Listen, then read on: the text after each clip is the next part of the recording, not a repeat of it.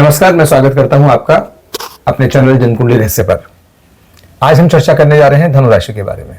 आप जानते ही हैं कि हम पिछले कुछ समय से इस वर्ष सभी राशियों का राशिफल कैसा रहेगा, भाग्यफल कैसा रहेगा, इस बारे में चर्चा कर रहे हैं। आज हम चर्चा करेंगे धनु राशि के बारे में।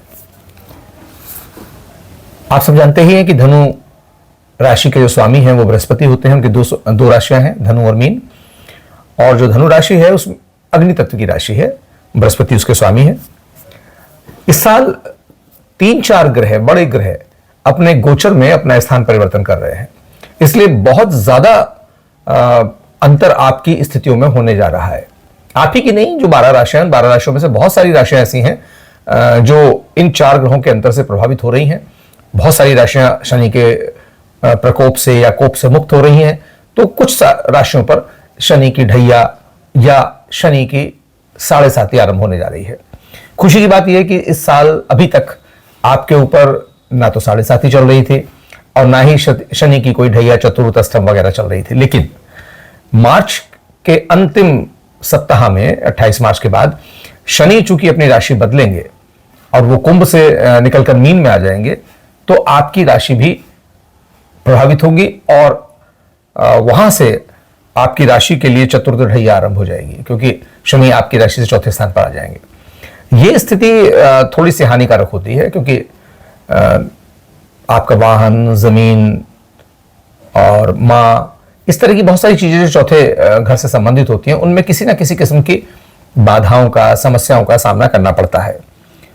फिलहाल स्थिति बेहतर है, लेकिन जब शनि राशि बदलेंगे मार्च के बाद से, तो स्थितियां थोड़ी सी अलग हो सकती हैं। बृहस्पति भी अपनी राशि बदल रहे हैं। फिलहाल जो उसकी स्थिति है उसमें रोग, दोष, शत्रु, कर्ज जैसे मामले आपके लिए ज्यादा बेहतर नजर नहीं आ रहे हैं।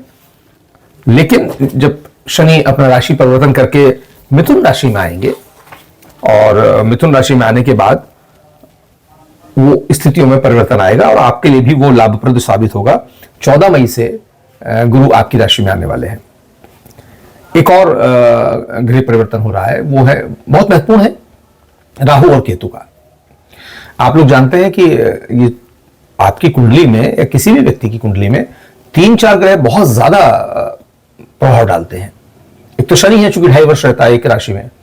उसके बाद 1.5 वर्ष तक राहु या केतु रहते हैं आपकी राशि में, एक राशि में नहीं, मतलब एक घर में।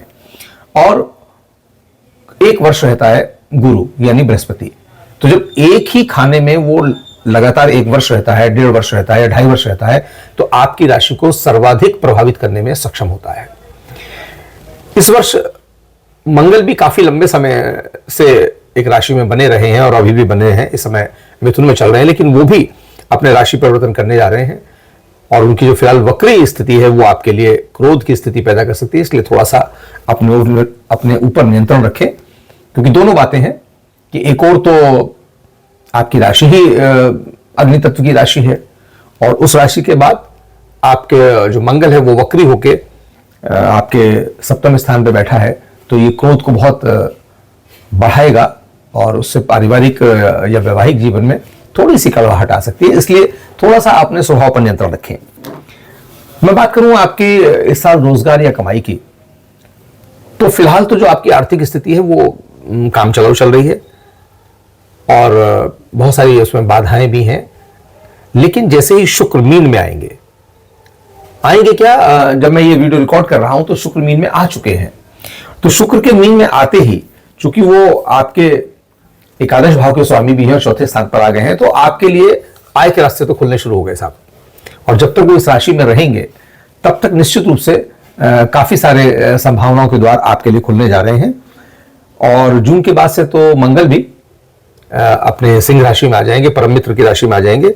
आप जानते हैं कि मंगल जो है वो परम मित्र की जब राशि में आएंगे सिंह में, तो वो आपके भाग्य स्थान पर आ जाएंगे। धनु राशि वालों के भाग्य स्थान पर इस साल में आ जाएंगे, तो उसमें आपके भाग्य को भी बल मिलेगा। और शुक्र इस समय बृहस्पति की राशि में आके उच्च हो गए हैं, तो आपका जो आय वाला हिस्सा है वो काफी बेहतर हो गया है और इसको आप बनाकर रखिए। रही बात मंगल की, मंगल जैसे ही आपके पंचम स्थान में आएंगे तो आपके सुदूर क्षेत्रों की यात्रा का भी रास्ता खुलेगा और सुदूर क्षेत्रों से आपका भाग्य भी खुलेगा, आपको कुछ लाभ और धन लाभ जैसा भी मिल सकता है। लेकिन इस वक्त मंगल जिस स्थिति में बैठे हैं और वक्री होकर बैठे हैं तो वो आपके लिए भी, आपके जीवन साथी के लिए भी, और अगर आप किसी पार्टनर के साथ, किसी के साथ मिलकर व्यवसाय कर रहे हैं तो दोनों ही स्थितियों में वो फिलहाल लाभप्रद नहीं है। तो अगर आप कोई नया व्यवसाय शुरू करने जा रहे हैं जिसमें कोई पार्टनर है या कुछ साथी आपके साथ है तो थोड़ा सा संभल कर कदम रखें। हालांकि जून के बाद स्थितियां काफी आपके अनुकूल हो जाएंगी और बेहतर हो जाएंगी। वही बात रोजगार के लिए भी मैं कहना चाहूंगा कि अगर आप किसी प्रतियोगी परीक्षा की अभी तैयारी कर रहे हैं तो यह समय अच्छा नहीं है। काफी संभल कर कदम उठाएं। परीक्षा के लिए या किसी व्यवसाय के लिए फिलहाल का समय उतना बेहतर नहीं है। अगर मैं रोग दोष कर्ज इत्यादि की बात करूं तो इस समय जो बृहस्पति की स्थिति चल रही है वो तो फिर भी ठीक ठाक है, लेकिन कुछ समय बाद बृहस्पति आपके मिथुन राशि में जब आएंगे तो आपके छठे स्थान पर पहुंच जाएंगे और बृहस्पति के वहां पहुंचने पर, और जो फिलहाल बुध की स्थिति में देख रहा हूं, उससे आपके पेट में या पेट के निचले हिस्सों में कोई रोग हो सकता है। इसलिए अपने खान पान पर विशेष ध्यान दें। लीवर, किडनी, प्लीहा जैसे जो समस्याएं हैं अंगों में वो आ सकती हैं। दंत रोग या पीलिया जैसे रोगों के भी लक्षण सामने आ सकते हैं। तो स्वास्थ्य के लिहाज से बहुत अच्छी स्थिति नहीं दिखाई देती।